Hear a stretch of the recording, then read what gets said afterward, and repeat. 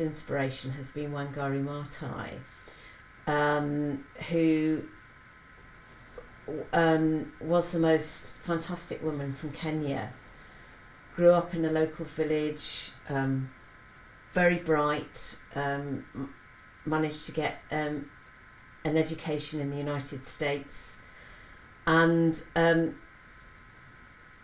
came back and noticed that the village just wasn't as green as it had been when she was a child. There weren't as many trees, the water had dried up.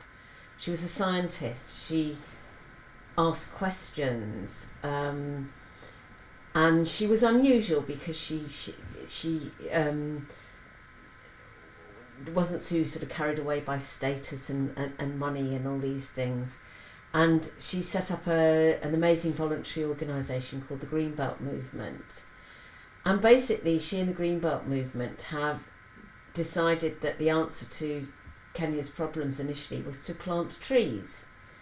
And since they set up in, I think it's 1977, the organisation's been responsible for inspiring the planting of over 50 million trees. And these trees have been planted by women. And at the time they started, the story was that women don't plant trees. You need a diploma to plant trees. And Wangari questioned this and thought, no, we women can learn to plant trees. And she encouraged all these women to plant trees, and gradually their lives changed. They got a few cents for each tree that was planted. They got forests. The land started to change. They could grow more food. Their children stopped being malnourished. They had clothes to wear. They became more politically aware.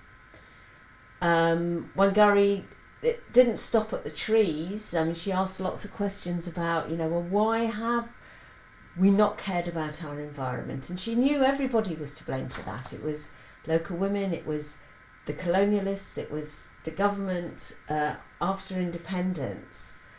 And at the time that she was operating, there was an extremely corrupt and authoritarian government in Kenya, and she and her colleagues basically brought that government down. Now, Wangari was quite a little person on world scales when you think of large corporations, when you think of powerful politicians.